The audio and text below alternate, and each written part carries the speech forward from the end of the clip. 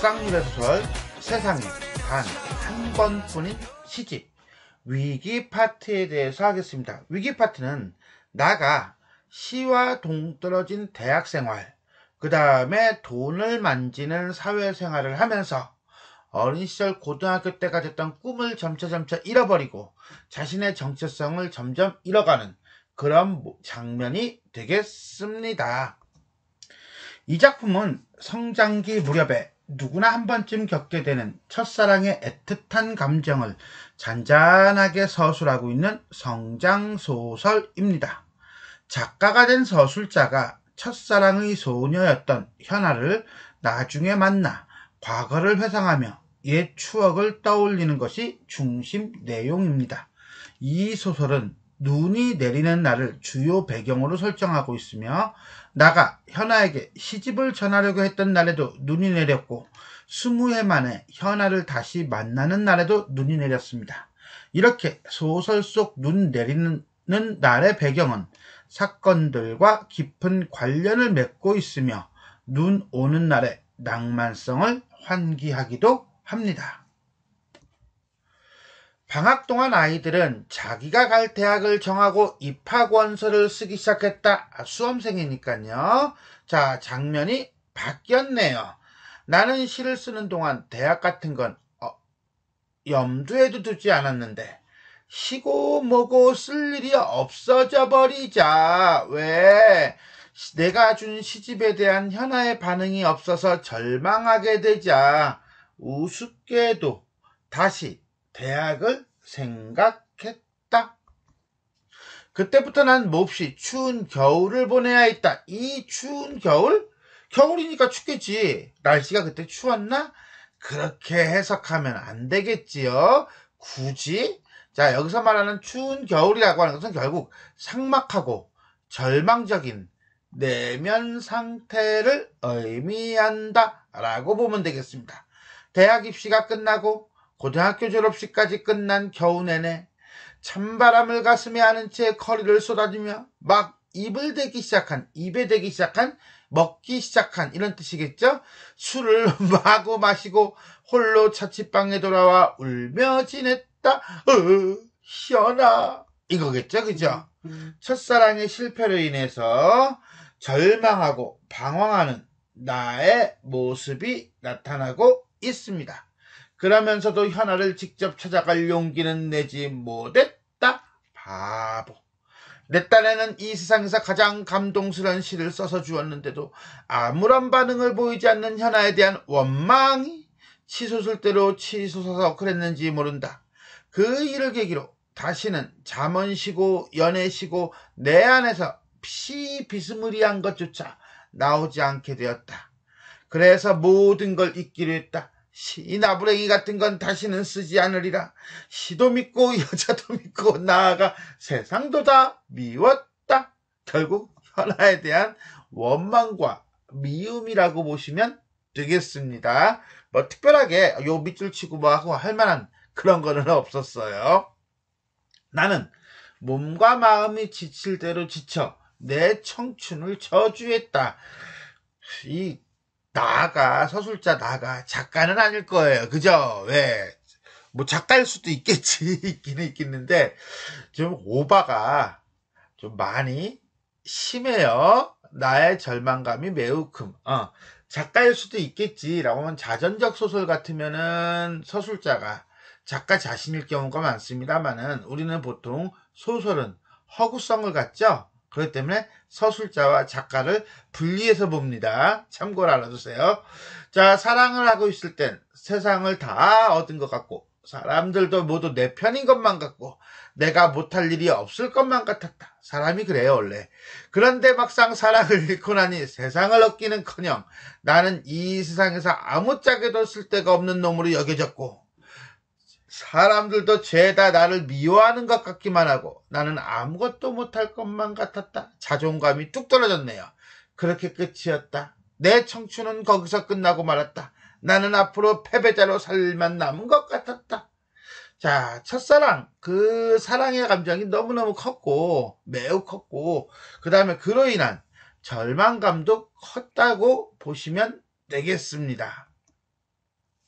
그래서 신이 문학인이 하는 것과는 멀어도 한참 먼 사돈네 팔촌의 발 뒤꿈치 정도의 인연도 없을 것만 같은 학과, 한마디로 신이 문학인이 하는 것과는 전혀 관련이 없는 학과를 택해 입학 원서를 썼다. 이럴 때 심정은 아마 될 대로 되라, 뭐 이런 거 아니겠어요?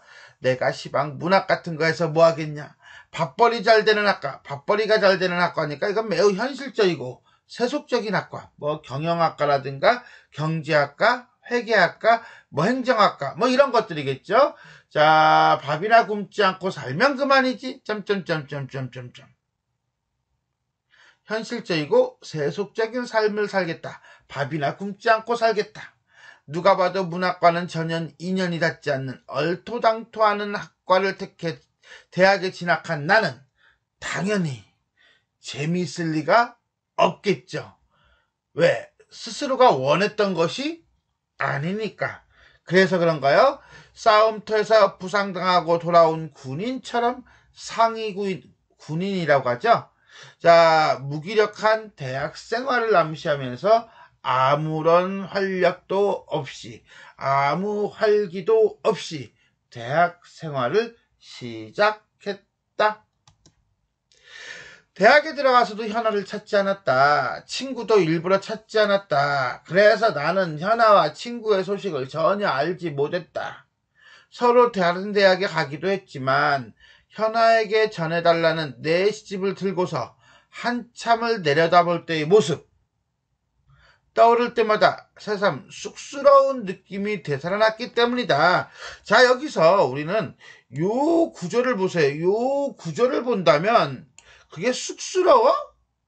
이거는 이 장면, 내 시집을 들고 한참 내려볼 때의 친구 모습에 대해서 나가 오해한 거죠.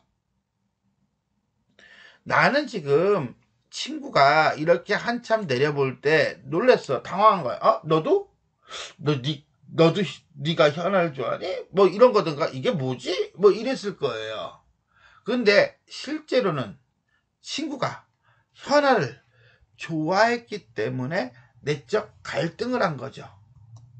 이 부분은 나가 친구를 오해한 부분이다.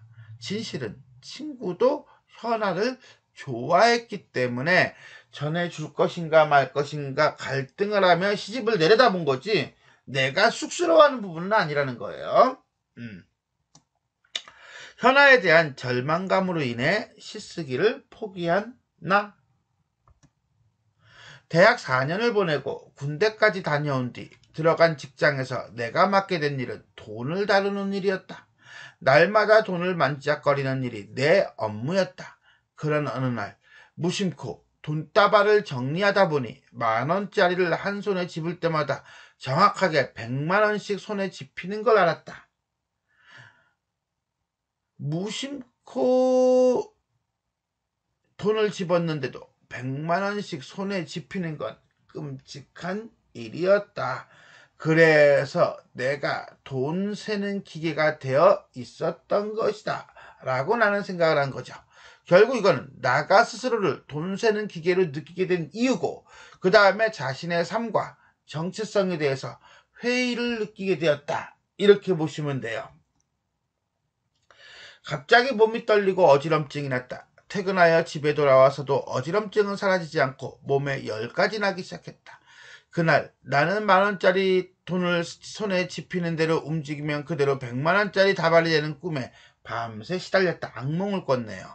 그렇게 잠을 못 이루고 몸이 마구 가라앉는 바람에 연거푸 사흘이나 결근하고 말았다. 그만두고 싶은 거지요.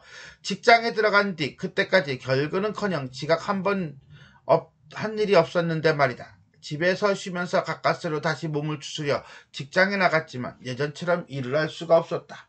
돈다발이 무슨 쓰레기 뭉치처럼 보이고 돈에서 악취가 나는 것만 같았다. 이 말은 결국은 뭡니까? 그렇지, 자신이 하는 일에 대한 환멸을 느낀 거죠.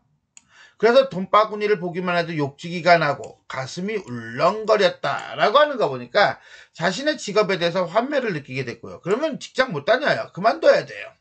사람이 못 살아요. 내가 왜 이러지? 이제 돈 바구니조차 보기가 싫으니 나는 내 스스로를 거부하기 시작하였다. 돈 세는 기계가 되고 말았더니 말도 안 돼. 나는 기계가 아니야. 나는 기계가 아니라고. 자, 자신의 정체성에 대해서 고민을 하면서 절규를 하고 있네요. 나는 직장에 휴가를 낸 뒤 곧바로 여행을 떠났다. 리플레시 하고 싶은 거예요. 어디론가 돈 냄새가 나지 않는 곳으로 달아나야 할 것만 같아서였다. 직장에 들어간 뒤 정기 휴가조차 한 번 낙하지 않은 나였다. 오로지 일만 미친 듯이 했다. 워커홀릭이었네. 그렇다고 월급을 더 주는 것도 아니었다. 그저 일을 하지 않고 쉬면 불안해서 그랬다. 그러다 보니 내 별명이 일중독자니 일벌레니 하는 것이 되고 말았다. 여기서 말하는 일벌레, 일중독자라고 하는 것은 내 평소 생활, 대학 졸업하고 사회생활을 할 때의 그 평소 모습을 드러내는 별명, 남들이 뭐라고 하든 말든 나는 신경을 쓰지 않았다. 무엇이 나를 그렇게 몰아쳤는지 모르지만 일을 하지 않으면 금방이라도 잘못될 것만 같아 하루 한시도 쉴 수가 없었던 것이었다. 자, 여기까지가 이제는 위기 부분이 되겠네요. 어떤 위기? 시와 동떨어진 대학생활과 사회생활, 그 사회생활 속에서 돈을 세는 기계가 되어가는 자기 자신에 대한 회의와 환멸 정도가 되겠습니다. 지금까지 우리는 박상률의 소설 세상에 단 한 권뿐인 시집 위기 부분에 대해서 살펴보았습니다. 지금까지 내용이 도움이 되셨다면 좋아요와 구독 버튼 눌러주시고요. 알람 설정 부탁드리겠습니다. 수고하셨습니다.